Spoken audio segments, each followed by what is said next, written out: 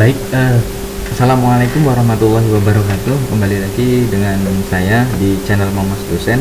Untuk kali ini, saya akan melanjutkan pembahasan pada sesi pembelajaran gitu ya. Di kegiatan 1.2 melanjutkan dari pembahasan yang sebelumnya dengan judul yaitu operasi penjumlahan dan pengurangan bilangan bulat. Ya, jadi silahkan langsung dibuka saja adik-adik buku siswanya dan disiapkan alat tulisnya, siapa tahu ada hal penting yang perlu dicatat. Kita langsung saja adik-adik sekalian. Jadi di sini ada contoh 1.3. Mia mempunyai 3 boneka di rumahnya. Ketika ulang tahun, Mia mendapatkan hadiah sebanyak 4 boneka lagi. Berapakah boneka yang dimiliki Mia? Nah, sekarang saya rasa kalau soalnya masih seperti ini adik-adik juga sudah tahu ya. Pertama Mia ini mempunyai 3 boneka gitu ya, terus kemudian mendapatkan hadiah 4 boneka lagi. Nah, jadi boneka yang dimiliki Mia sekarang berjumlah 7 buah. Jadi saya yakin sudah tahu. Nah, terus untuk posisi di garis bilangannya, nah ini yang perlu adik-adik tahu, bahwasanya kan garis bilangan ini yang hitam ini ya, dari sini sampai sini dan bisa diperpanjang ke kanan dan ke kiri. Nah, posisi 0 ada di sini. Jadi pertama gambarannya adalah seperti ini nih. Mia pertamanya mempunyai 3 boneka. Jadi ini nih boneka yang dimiliki Mia pertama gitu ya, 3 buah. Terus kemudian diberikan lagi gitu, artinya ditambah lagi. Kalau ditambah itu kan ke kanan. Jadi ditambah lagi sebanyak 4. Sehingga boneka yang dimiliki Mia berjumlah 7 boneka. Ya, jadi seperti itu. Nah, terus di sini selisih antara 2 bilangan bulat sama dengan jarak kedua bilangan tersebut pada garis bilangan. Contoh nih, yang pertama, selisih antara 1 dengan 4 adalah 3 satuan. Nah, adik-adik semuanya perhatikan di sini 1 kan posisinya ada di sini ya. Nih, di sini 1 dan di sini 4. Maka selisihnya adalah 1, 2, 3. Nah, selisihnya adalah 3 satuan. Sedangkan selisih antara negatif 2 dengan 5 gitu. Negatif 2 posisinya ada di sini. Sedangkan 5 posisi 3 ya, 3 posisinya ada di sini. Berarti selisihnya tinggal kita hitung nih, 1, 2, 3, 4, 5. Iya, selisihnya adalah 5. Jadi seperti itu.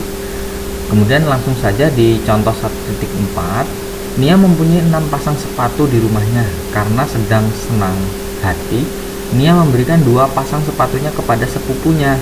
Berapakah pasang sepatu yang dimiliki Mia sekarang? Nah, pertama Mia ini punya 6 pasang sepatu. Kemudian diberikan kepada temannya ini 2 pasang. Tinggal dikurang ya, karena diberikan maka berapakah yang dimiliki Mia? Nah, saya rasa jawabannya sudah tahu adik-adik, yaitu jawabannya adalah 4. Jadi 4 pasang sepatu yang dimiliki oleh Mia. Nah, bagaimana posisinya atau bagaimana menggambar pada garis bilangan dari 6 dikurang 2? Nah, caranya seperti ini. Perhatikan, 6 dikurangi 2. Pertama, 6 ini adalah positif. Jadi kita karena positif itu ke kanan. Untuk garis bilangan yang pertama yaitu kita ke angka 6. Nah, sampai sini ya. Sampai sini karena positif, terus kemudian dikurangi 2. Karena dikurang 2 itu ke kiri begitu ya. Jadi ke kiri ya, ke kiri. Sebanyak 2 langkah. Nah, jadi posisinya ada di sini. Berapa hasilnya yaitu 4. Jadi seperti itu.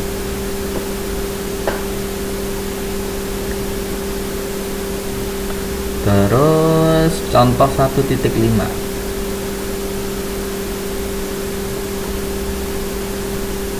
Seorang penyelam amatir mula-mula berlatih menyelam di kedalaman 2 meter.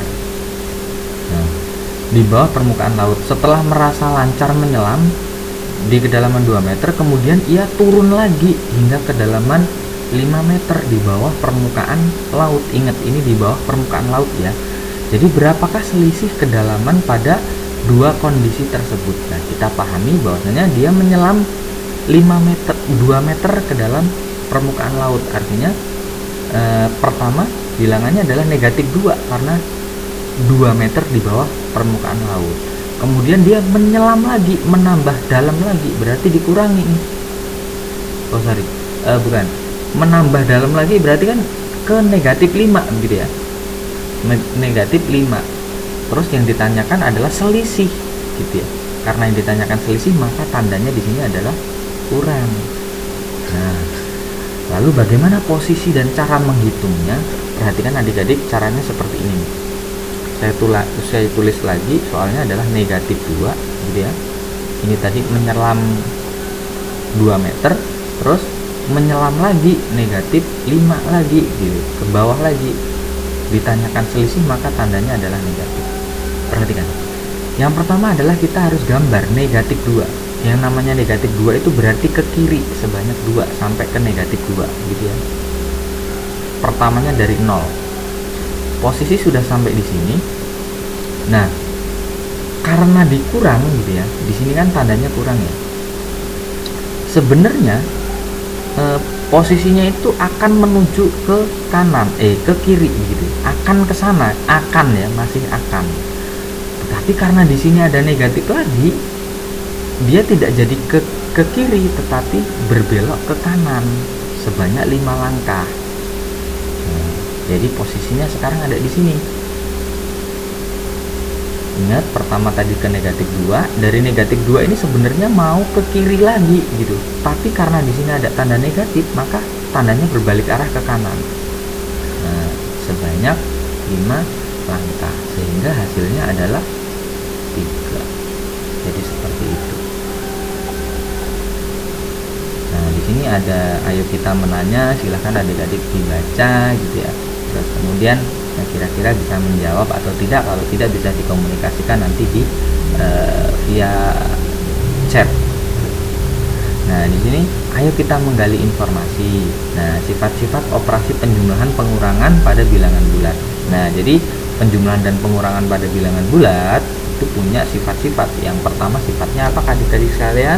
Jadi yang pertama sifatnya adalah komutatif. Komutatif itu artinya pertukaran.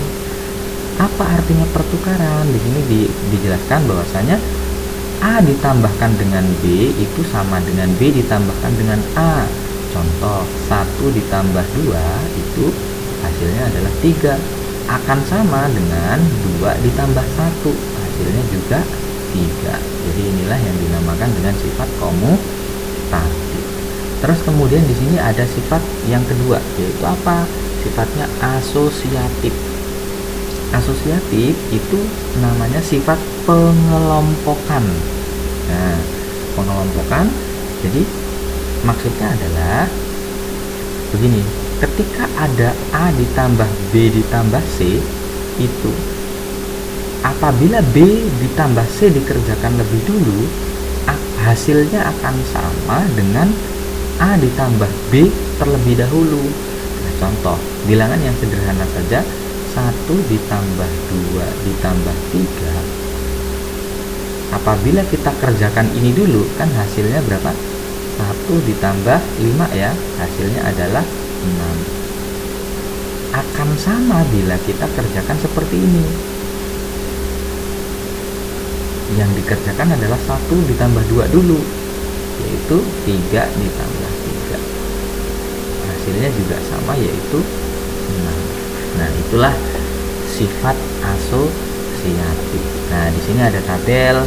Jadi ada bilangan A, ada bilangan B, ada bilangan C. Nanti adik-adik silahkan dicatat di bukunya, dikerjakan, dicoba. Bagaimana? Berapa hasilnya ketika A ditambah B gitu ya. 1 ditambah 6 berarti berapa gitu. Terus B ditambah A berarti negatif 6 ditambahkan 1 berapa di sini gitu. Silahkan nanti dicoba. Dan selanjutnya di sini ada contoh 1.7. Tentukan hasil dari gitu ya. Tentukan hasil dari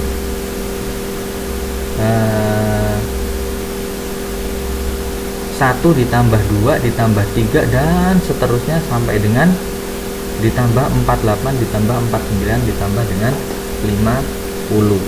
Nah, bagaimana cara menyelesaikannya ini gitu ya? Dengan menggunakan sifat komutatif dan asosiatif, kita bisa membuatnya menjadi lebih sederhana. Contohnya adik-adik bisa lihat di bawah ini ya, di sini. Ya, di sini bisa dilihat bahwasannya 1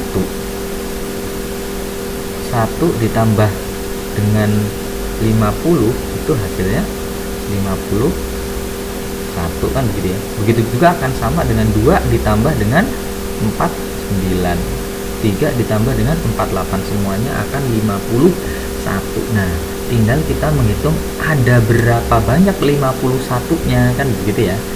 Nah, berarti kan ada 25. Kenapa ada 25? Karena ini nanti akan dibagi 2 gitu. Berjumlah 50 terus dibagi 2 karena kan bilangan pertama dengan bilangan yang terakhir dijumlahkan, sehingga akan ada 25 pasang begitu ya. 25 pasang yang begini berarti nanti 4 pasangannya dengan 47 dan begitu, 5 pasangannya dengan 46, terus saja nanti akan ada 25 pasang yang jumlahnya 51, sehingga tinggal dikalikan saja. 25 dikali dengan 51, jawabannya adalah 1275. Jadi seperti itu. Nah, sifat-sifat lain dari bilangan bulat itu ada yang pertama, penjumlahan bilangan genap ditambah dengan bilangan genap. Nah, penjumlahan bilangan genap, ini genap ditambah dengan genap, pasti hasilnya genap. Ini sifat yang pertama. Terus sifat yang kedua, penjumlahan bilangan genap dengan bilangan ganjil, pasti hasilnya adalah ganjil. Itu sifat yang kedua. Sifat yang ketiga, penjumlahan bilangan ganjil dengan bilangan ganjil, nanti hasilnya adalah bilangan ganjil. Nah, jadi seperti itu sifat-sifatnya. Nah, ayo kita menalar. Nah, nanti silakan adik-adik juga dicatat di bukunya untuk setiap pertanyaan-pertanyaan seperti ini ya. Nah, di sini kan keterangannya yang nanti harus diisikan adik-adik di kolom tanggapan itu adalah selalu, apabila, selalu terjadi sesuai pernyataan. Pernyataannya mana? Ini contoh, jika A dan B adalah bilangan bulat, maka A ditambah B juga bilangan bulat. Nah, ini saya kasih bocoran, jawabannya adalah selalu, kan begitu ya, karena akan selalu seperti itu. Nah, bisa jadi nanti di pertanyaan selanjutnya ada yang tidak selalu begitu. Tidak selalu apabila terjadi sesuai pernyataan, tetapi tidak selalu gitu, tidak selalu seperti itu. Kalau tidak pernah berarti ya tidak pernah terjadi sesuai dengan pernyataan. Nanti silahkan diisikan di kolom tanggapan. Ya, jadi itu ya adik-adik sekalian, di kegiatan 1.2 begitu. Di sini sudah ada ayo kita berlatih 1.2. Silahkan adik-adik coba ya, silahkan dikerjakan untuk meningkatkan kemampuan adik-adik di bab bilangan bulat ini. Mungkin itu saja yang bisa saya sampaikan pada sesi kali ini. Saya cukupkan. Saya kira wassalamualaikum warahmatullahi wabarakatuh.